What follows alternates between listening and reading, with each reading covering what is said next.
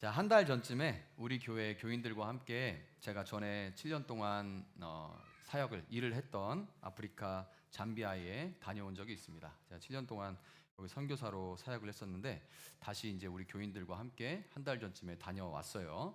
열흘 남짓 거기서 머무는 동안에 주로 한국 선교사님들이 운영하시는 치소모, 이제 은혜라는 뜻입니다. 치소모 병원, 은혜 병원이죠. 은혜 병원의 이 게스트룸에서 함께 거기서 묵었었는데 거기에 묵는 동안에 흥미로운 얘기를 들었습니다. 사진을 한번 볼게요. 사진 한번 보면 이제 그 사진이 나올 겁니다. 저기가 이제 치소모 병원이에요. 병원이 있는 도시 외곽은 이쪽에 이제 보시다시피 돌이 딱 보면 많습니다. 안반 지역이어서 이 지역이 땅에 돌이 많아요.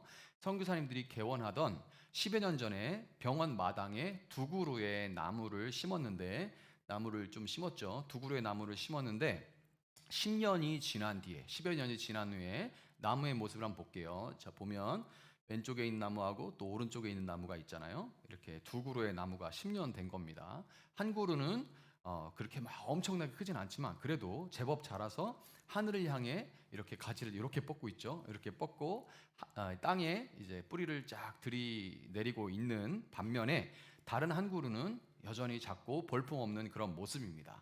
뭐 때문에 이런 두 그루에 똑같은 날에 심었는데 이런 차이가 날까요? 이런 차이가 왜 생겼을까요? 실제로 같은 날에 심은 두 그루의 나무입니다. 바로 나무가 뿌리를 내린 땅이 다르기 때문에 그런 거예요. 나무가 뿌리를 내린 땅이 다르기 때문에 그렇습니다. 이 이야기를 들었을 때 저는 우리가 아까 함께 읽은 오늘 본문의 말씀이 즉각 떠오르게 됐습니다. 이 씨 뿌리는 자의 비유가 생각이 나서 그것을 묵상을 하다가 그 주에 아프리카 현지에 있는 교회에서 설교를 했었는데요. 오늘 이제 새가족 초청 주일인데 어떤 말씀을 가지고 이 앞에 서서 함께 말씀을 은혜를 나눌까 고민을 하면서 기도하다가 아프리카에서 나눴던 이 말씀이 아프리카 교회뿐만 아니라 오늘 우리에게도 필요한 하나님의 말씀이다라는 생각을 하게 됐습니다. 자, 첫 번째로 뿌려진 땅이 어떤 땅입니까? 길가죠. 길의 가. 길가, 영어로 로드사이드라고 되어 있는데 길가입니다.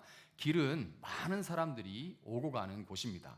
공부하러 가고 뭐 일하러 가고 저마다 자신의 목적을 가지고 분주하게 그 길을 오고 가죠. 그러니까 이제 그 길에서 내가 할 그런 일들에 분주해서 사실 길가는 아무도 신경을 쓰지 않습니다. 오는 길에 운전해서 오신 분, 걸어오신 분들이 있을 텐데 길가에 별로 신경을 쓰신 분들은 많지 않을 거예요. 자, 그 길가에 오늘 본문에 나오는 하늘나라를 두고 하는 말씀의 씨, 이 씨가 뿌려졌죠. 이 길가의 말씀의 씨, 말씀은 하늘나라를 두고 하는 말씀입니다. 그 말씀의 씨가 뿌려지는데 바쁜 길을 오가는 중에도 가끔 우리에게도 이렇게 씨가 뿌려질 때가 있습니다.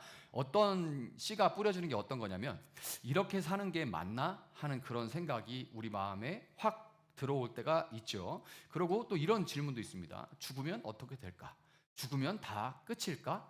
죽으면 다 끝나나? 이런 생각. 또 나는 동시에 죽음에 대해 생각하면 우리는 또 동시에 이런 생각을 하게 되죠.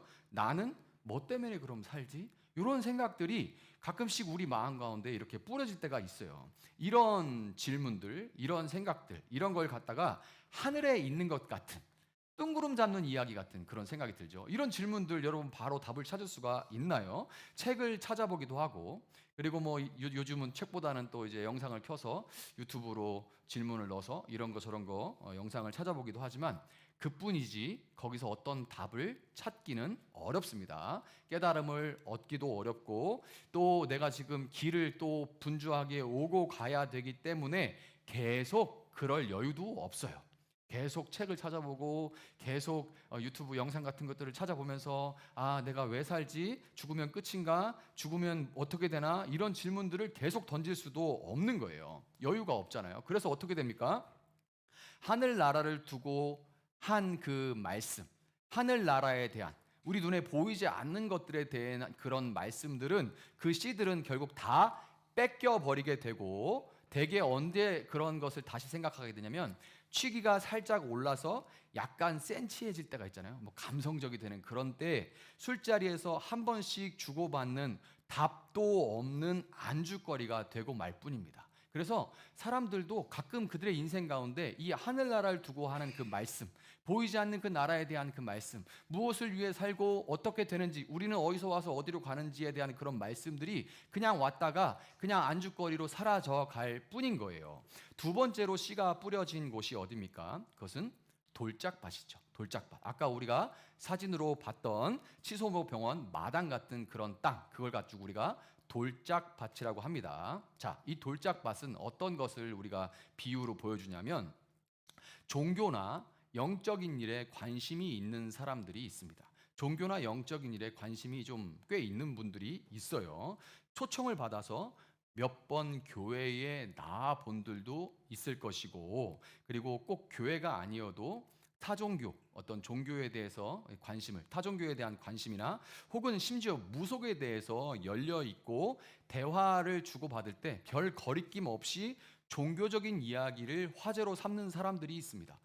저런 얘기를 저렇게 쉽게 물어보고 답하고 이렇게 쉽게 이야기로 꺼내네 하는 그런 분들이 있어요. 그런데 딱 거기까지입니다. 딱 거기까지. 종교적인 일에 관심 많아서 저 사람 교회 올까? 뭐 이런 생각 하게 되는데 한 번, 두 번 초청받아 교회를 심지어 나오기도 하지만 딱 거기까지인 경우가 많이 있는데, 종교나 이런 영적인 일은 모두 나와 내 가족이 잘 되기 위한 수단일 뿐인 거예요. 그 가르침을 따라서 살고자 하는 결단은 없기 때문에, 어떤 의지, 내가 그 말씀을 따라서 그럼 내가 이렇게 살아봐야겠다 하는 그런 의지는 없기 때문에 그 어떤 말씀의 교훈도 나한테 어떤 식으로든 도움이 되지 않는다거나, 아니면 그게 나한테 좀 부담으로 훅 들어오면 뭐 어느 정도까지는 좋은 얘기구나 싶은데 좀 어떤 부분에서 딱 마음에 부딪히거나 부담된다 싶으면 그만 넘어져 버려서 다시 찾지 않는 거죠. 한 번, 두 번은 뭐 교회를 오기도 하고 그런 얘기를 기울이기도 하지만 어느 순간에 좀 부담이 된다 싶으면 이제 내가 발을 딱 빼서 좀 멀어지게 되는 거예요. 오늘 본문은 이런 상태를 그 속에 뿌리가 없다라고 진단을 내립니다. 그 속에 뿌리가 없다는 거예요. 뿌려지긴 하는데, 그리고 종교적인 일에 관심이 있어서 금방 그래? 이건 좋다 이렇게 되는데 뿌리를 내리지 못한다는 거예요. 자, 그다음 뭐죠? 돌짝밭 다음에 그다음 뭐예요? 가시덤불에 뿌려진 씨입니다. 가시덤불이 있는 그 땅에 뿌려진 씨예요.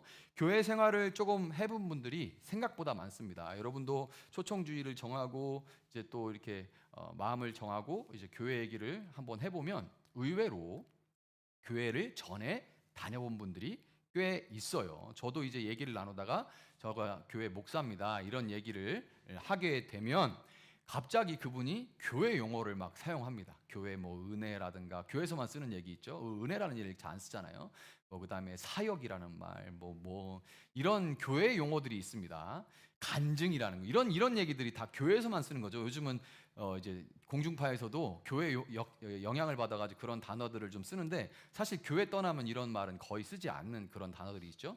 그런 교회 용어를 사용하거나 자기가 전에 집사였다거나 청년 회장이었다거나 이런 이야기를 하는 분들을 저는 꽤 여러 번 만났어요. 특별히 코로나19 이후에 더 많이 이런 분들이 늘어난 것 같습니다. 전에 저 교회 다녔었어요. 저도 전에 집사였어요. 저도 전에 뭐였어요. 청년 회장도 했다니까요. 뭐 이런 얘기들을 하시는 분들이 코로나19 이후에 더 많아진 것 같아요. 전에 교회를 다녔지만 지금은 교회를 안 나가는 이런 분들을 안 나가를 뒤집어서 가나안 성도라고 부릅니다. 그러니까 가나안 성도 이런 말이 어디서 나온 거냐면 교회 안 나가, 그 안 나가를 뒤집어서 가나안이라고 하는 거예요.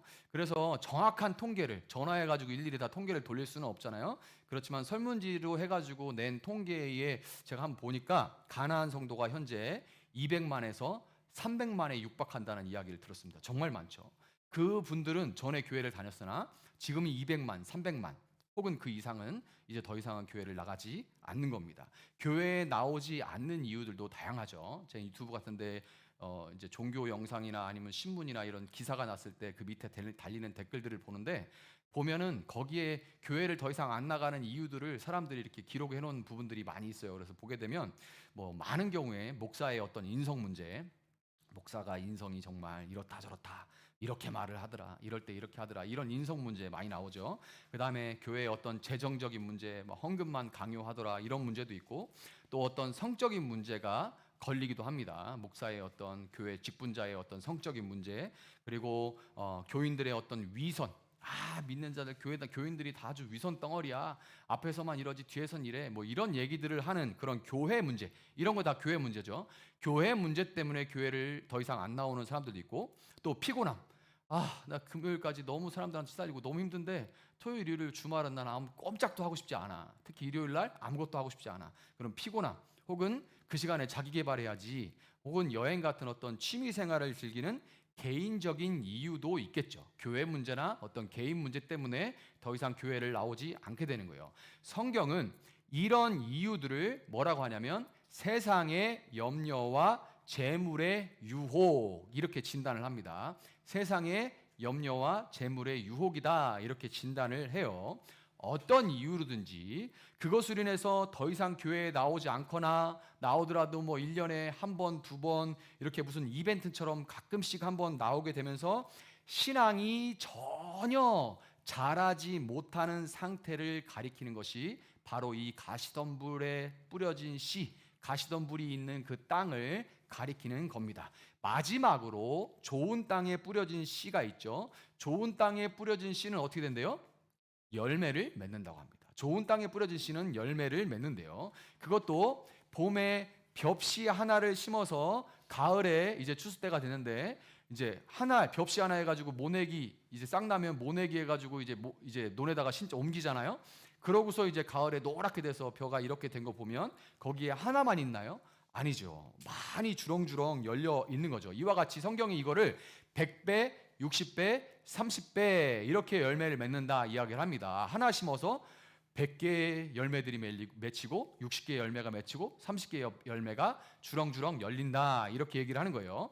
자, 말씀을 듣고 마음 가운데 믿음이 생겨나서 그 믿음으로 예배당 문을 열고 밖으로 나가서 똑같은 일상이 다가오지만 그 일상을 감사와 기쁨으로 살아가고 주변에 선한 영향력을 끼쳐서 그렇지 않을 때에 비해 30배, 60배, 100배나 의미 있는 삶을 살아가는 것을 가리키는 것이 바로 좋은 땅에 뿌려진 씨를 의미하는 겁니다. 여러분, 기존에 교회에 나오시는 분들도 있고 오늘 처음 나오시는 분도 있지만, 기왕에 교회에 나왔고 하나님 말씀을 들었다면 누구나 나도 저 4가지 땅 중에서 좋은 땅에 뿌려진 씨, 내 이 마음이 좋은 땅이 되어서 좋은 땅에 뿌려진 씨처럼 열매를 맺고 싶다라는 생각을 하게 될 거예요. 누구나 이런 생각을 하게 될 겁니다. 그러면 이런 좋은 땅이 되는 비결이 뭐가 있을까요? 내가 어떻게 하면 좋은 땅이 될 수 있을까? 나라는 사람이 어떻게 하면 좋은 땅이 될 수 있을까? 성경은 이게 설교를 들으면 답은 항상 어디에 있냐면 읽은 본문 안에 있습니다. 그래서 본문을 먼저 읽는 거예요. 자, 19절하고 23절에 아까 이게 우리 띄어서 봤죠? 19절하고 23절에 반복되는 단어가 있었습니다. 반복되는 단어. 자, 무슨 단어가 있었나요? 조금 센스 있게 하신 분들은 눈치챌 수 있는데 뭐예요? 깨닫다라는 말입니다. 좋은 말씀을 받고 깨달아라는 말이 반복이 돼요. 영어로 깨닫다, 여기가 영어로는 understand라고 되어 있습니다. 저 understand라는 말이 이제 영어 공부할 때 다 보셨겠지만 합성어입니다. 합쳐진 말이에요. 뭐하고 뭐가 합쳐진 말인가요? under하고 stand가 합쳐진 말입니다. 자, 직역하면 어떻게 돼요? under하고 stand가 합쳐진 말이에요. 직역하면 그냥 그대로 번역해보면, 굳이 번역하면 아래에 서다. 깨닫다는 말이니까 뭔가의 아래에 선다라는 말이 되는 거예요. 아래에 서는 것. 하나님의 말씀을 듣고 그 말씀을 내 생각과 내 뜻과 내 판단보다 위에 두고 그 말씀을 따라 사는 것, 그것이 바로 열매를 맺는 방법이래요. 그러니까 말씀보다 내가 아래에 있고 그 말씀을 우러러보고 그 말씀을 따라, 내 생각이 있고 내 판단이 있고 내 뭐 의지가 있고 그러지만 그거보다 이 말씀을 위에다 두고 그 말씀을 따라 사는 것, 그것이 열매 맺는 방법이랍니다. 그런데 여러분, 하나님의 말씀을 내 생각과 판단과 내 감정보다 위에 두고 따른다는 게 그냥 우리가 말은 하지만 그게 우리에게 가능할까요? 그럼 목사님은 그렇게 사시나요? 그 쉽지 않습니다. 하나님 말씀이 생각도 잘 안 나지만 우리의 어떤 결정이나 우리의 어떤 선택이나 이럴 때에 하나님 말씀이 생각나면 목사님 지난주 이렇게 말씀하셨지, 내가 지난주 읽은 말씀이 이랬지, 라디오 극동방송에 나온 말씀이 이렇게 내게 들려왔는데 그 말씀에 따르면 이런 거 같다, 그래서 내가 이렇게 판단해야겠다 하고 이렇게 결정하는 게 쉽지 않아요. 심지어 결정한다 하더라도 우리는 뭐라고 하냐면, 우리가 잘하는 건 뭐냐면 무슨 토정 비결처럼 연말이나 연초에 그렇죠, 뭐 말씀 뽑아가지고 뭐라고 하나 이 전 보는 것처럼 할 뿐이지, 정말 그 말씀을 내 위에 두고 그 말씀을 따라간다는 게 우리에겐 참 쉽지 않습니다. 불가능한 일인 것처럼 느껴져요.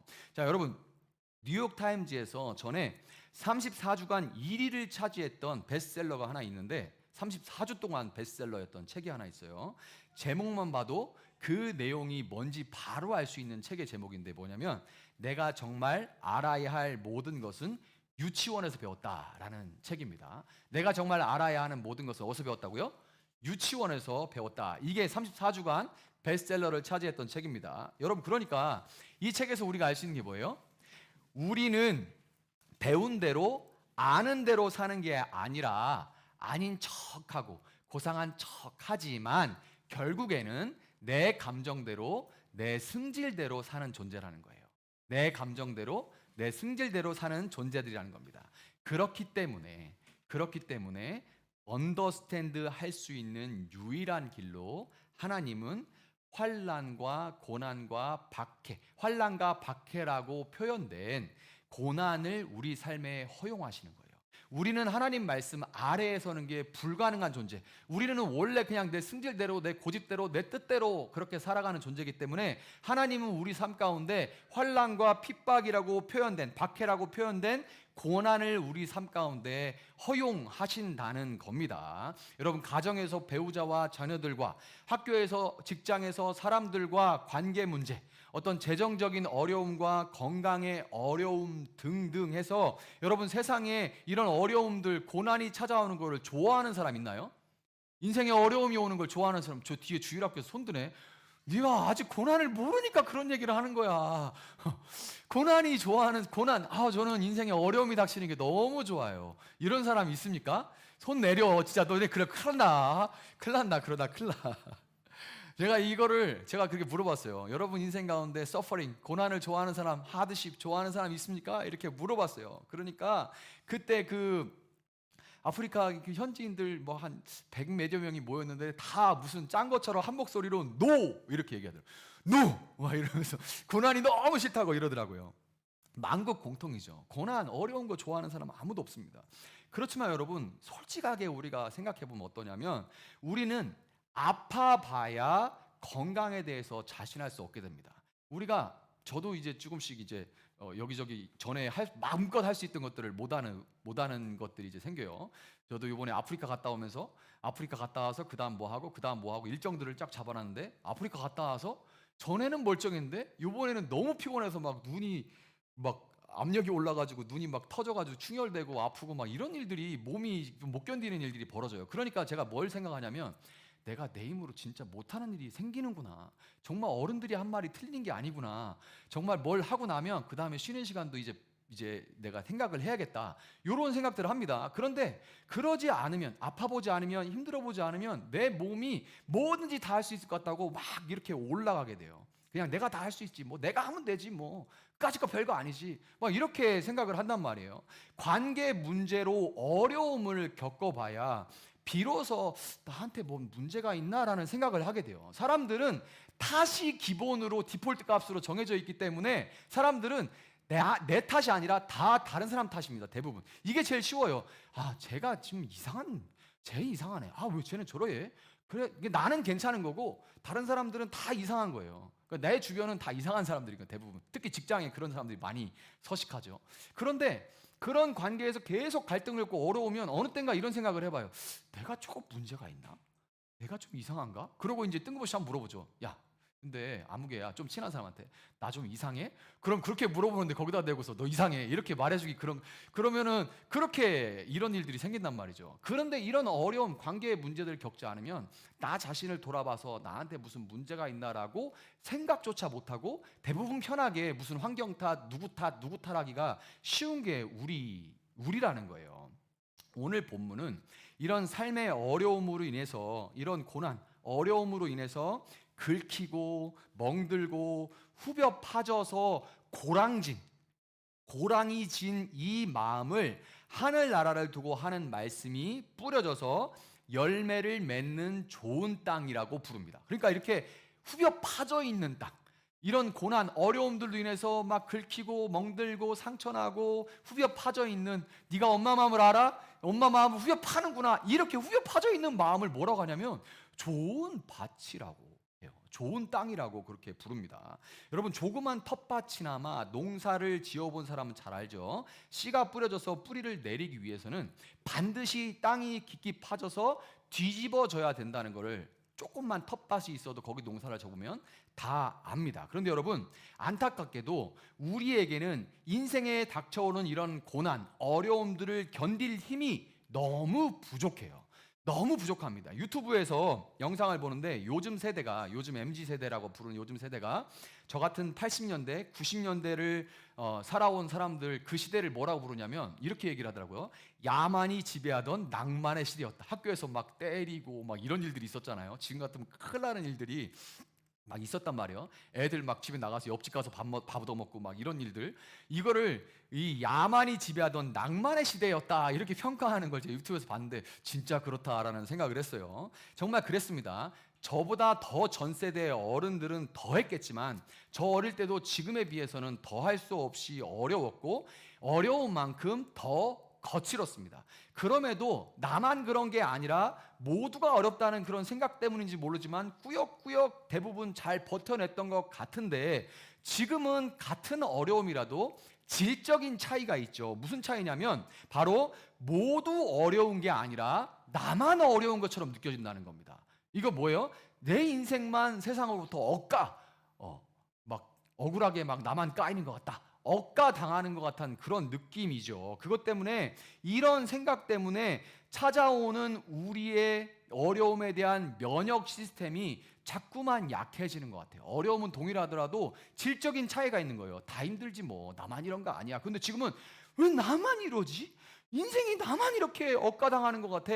이런 생각이 면역을 자꾸 깎아내는 거예요. 그래서 자꾸만 동일한 어려움이라도 그것을 견딜 수 있는 힘이 자꾸만 약해지는 것 같습니다. 그런데 여러분, 여기서 교회에서만 얘기해 줄 수 있는 고난을 견딜 수 있는 방법 두 가지를 간단하게 소개를 해드리고자 합니다. 먼저는 이 씨를 뿌리는 분이 선하신 분, 좋으신 하나님이라는 것을 신뢰하는 겁니다. 첫 번째, 내 인생에 씨를 뿌리는 이 분이 선하신, 좋으신 하나님이라는 것을 신뢰하는 것, 이것이 교회에서 이 어려움을 견딜 수 있는 방법으로 제시하는 두 가지 방법 중에 첫 번째 방법입니다. 하나님이 좋은 땅을 만들기 위해서 고난으로 때로 우리 인생, 우리 마음을 막 갈아엎는 것은 우리로 반드시 좋은 열매를 풍성하게 맺기 위함이라는 것을 신뢰하는 거예요. 하나님이 이렇게 내 인생 가운데 어려움을 허용하시는 것은 좋은 열매를 풍성하게 맺도록 하기 위함이야 라고 그것을 신뢰한다는 거예요. 그것을 신뢰하느냐 안 하느냐, 그런 하나님의 대상이 있느냐 없느냐는 그 인생의 그 어려움을 견딜 수 있냐 없냐를 엄청나게 큰 차이를 만들어냅니다. 자, 그런데 여기 하나 문제가 있죠. 그러면 그 씨를 뿌리는 하나님이 선하신 분이라는 것을 우리는 어떻게 확신할 수 있을까요? 이게 문제죠. 그분이 선하신 걸, 야, 나한테 이런 어려움을 주는데 그분이 선하시다고? 야, 악마 아니야? 정말 그런 신이 정말 무슨 변태 아니야? 어떻게 나한테 이렇게 어려움을 이렇게 어렵게 만드는 게 어떻게 선한 신일 수가 있어? 라고 우리는 되물을 수가 있죠. 그 대답이자 두 번째 방법, 고난을 이겨내는, 그래서 좋은 땅이 되는 두 번째 방법이 바로 하나님의 아들이신 예수 그리스도를 믿고 그분을 바라보는 겁니다. 여러분들 교회를 나오셨던 안 나오셨던 예수님이 어떻게 죽음을 당하셨는지를 다 아실 겁니다. 그렇죠? 십자가에 달려서 그렇게 죽으신 그 예수님을 바라보는 거예요. 예수님은 십자가에 달려서 저와 여러분을 대신해서 죽으셨습니다. 십자가에 달리시기 전에 예수님은 로마 병사들에게 모진 채찍들을 당하셨는데 그 채찍은 그냥 가죽 채찍이 아니라 가죽 채찍 끝에 쇠 조각을 매달아 놔가지고 쫙 때리고 딱 뜯어낼 때 살점이 뜯겨나가는 그런 채찍이었습니다. 원래 채찍도 아픈데 원래 채찍도 쫙쫙 나가죠. 그런데 거기에 그 쇠조각까지 마지막에 달아나서 그냥 움켜 뜯어져 나가는, 살점이 통째로 뜯어 나가는 그런 채찍으로 예수님은 그의 등을 맞으심으로 예수님의 등은 마치 고랑이 파인 밭처럼 깊게 찢겨지고 뜯겨졌어요. 여러분, 우리는 하나님 말씀은커녕 서로에게도 언더스탠드, 아래에 서보는 것이 안 되는 철저하게 자기중심적인 존재들입니다. 부부 사이 친하다고 해도 서로 아래에 서보는 게 너무너무 안 돼요. 그래서 서로가 서로에게 언더스탠드 반대, 이건 영어로 실제로는 없지만 굳이 만들면 오버스탠드죠. 내가 위에 서려고 하는 거예요. 내가 네 위에 서려고 하는 그런 존재죠. 우리는 서로의 아래에서 보는 언더스탠드가 아니라 오버스탠드, 위에 서려고, 누구보다 내가 너보다 더 위에 서 보려고 오버스탠드 해보려고 몸부림치고 거기서 수많은 미스 언더스탠드가 발생합니다.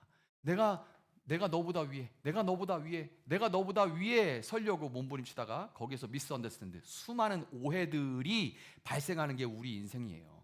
수많은 오해로 말미암아서 서로의 마음을 핥히면서 살아가게 하는 우리의 이 자기중심성, 이것을 성경은 죄라고 부릅니다. 도둑질하고 뭐 거짓말하고 이런 거 말고 그 자기중심성 자체를 성경은 죄라고 말합니다. 예수님은 그 죄값을 십자가에서 대신 치러주셨고 우리는 온몸이 찢긴 채 피를 뚝뚝 흘리면서 십자가에서 죽으신 예수님을 바라볼 때 비로소 그 십자가 아래, 예수님의 발이 여기쯤 있잖아요, 십자가에서.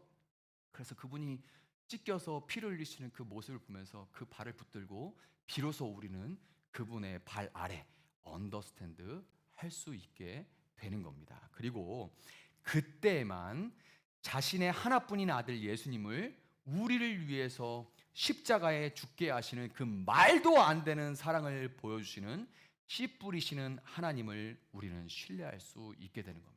우리도, 저도 자녀가 있고 자녀가 있으신 분들이 있고 어린 자녀가 있는 분들도 여기 있지만 정말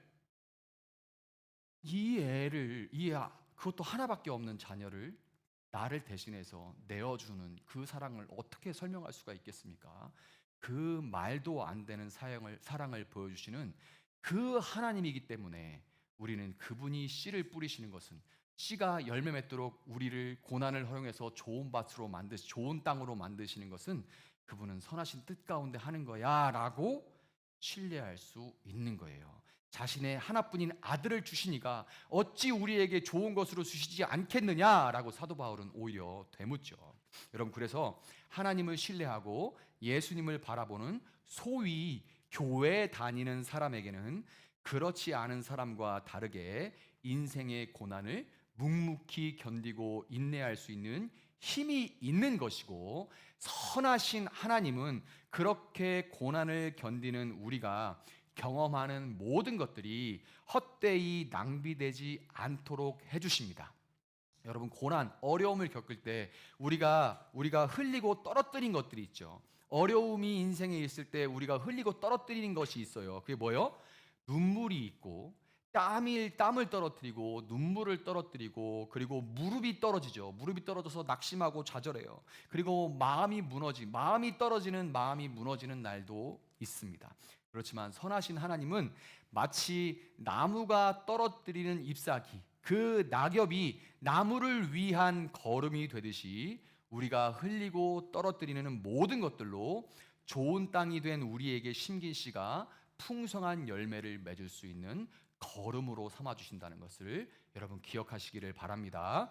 세상은 여러분이 흘리고 떨어뜨리는 모든 것보다 항상 결과만을 바랍니다. 그런 거 모르겠고 결과 갖고 와. 그래서 결과가 어떻게 됐는데, 얼마 벌었는데, 어떤 성과를 냈는데, 이것만 바라죠. 하나뿐인 아들을 주실 만큼 여러분을 사랑하시고 아무도 몰라주고 관심 없는 여러분의 남모르는 눈물과 수고를 그러나 하나님은 기억해 주십니다. 그 하나님을, 그 선하신 하나님을 오늘 여러분도 만나고 그 하나님을 신뢰할 수 있게 되기를 바랍니다. 말씀을 맺도록 하겠습니다. 오늘 새로 오신 분들이 지금 제가 보이는데요. 오늘 여러분들이 이 자리에 있게 된 것은 가장 큰 이유는 아마도 여러분을 이곳에 초대한 분들의 선한 영향력 때문일 겁니다. 평소에 막 진짜 왼수같이 하는데 교회 좀 갈래? 그러면 절대로 네가 가는 교회는 절대로 안 간다. 거기가 천국이냐 지옥이지. 이렇게 생각하겠죠. 그러나 선한 영향력 덕분에 이렇게 교회에 나오시게 됐을 거예요. 그리고 여러분은 그 분의 선한 열매, 좋은 너무나도 귀한 열매입니다. 그리고 여러분을 초대한 그 한 사람 한 사람은 일찍이 십자가에 달려서 하늘의 미랄이 되신 예수님이 땅에 떨어져서 먼저 맺은 열매예요. 수천 년 동안 모진 어려움과 박해 속에서도 교회는, 지금 교회가 무슨 어려움을 겪는데, 무슨 박해를 겪는데 지금 잘못하고 있습니다. 그러나 수천 년에 겪는 교회 역사 속에서 어려움 가운데, 그리고 이런 또 부패와 타락 가운데도 교회는 하나님의 그 기경하시는 속에서, 밭을 일구시는 속에서 언제나 다시 새로운 모습으로 일어났고, 그 모든 과정에서 이와 같이 씨를 뿌리는 일들이 있었어요. 교회는 이와 같은 과정을 통해서 100배, 60배, 30배로 맺히는 열매들로 굳건하게 지금까지 이어져 왔고, 오늘 좋은 땅인 여러분들에게 뿌려진 하나님 말씀이라는 씨도 이 가을에 여러분의 삶 가운데 풍성하게 열매 맺히기를 예수님의 이름으로 축복합니다.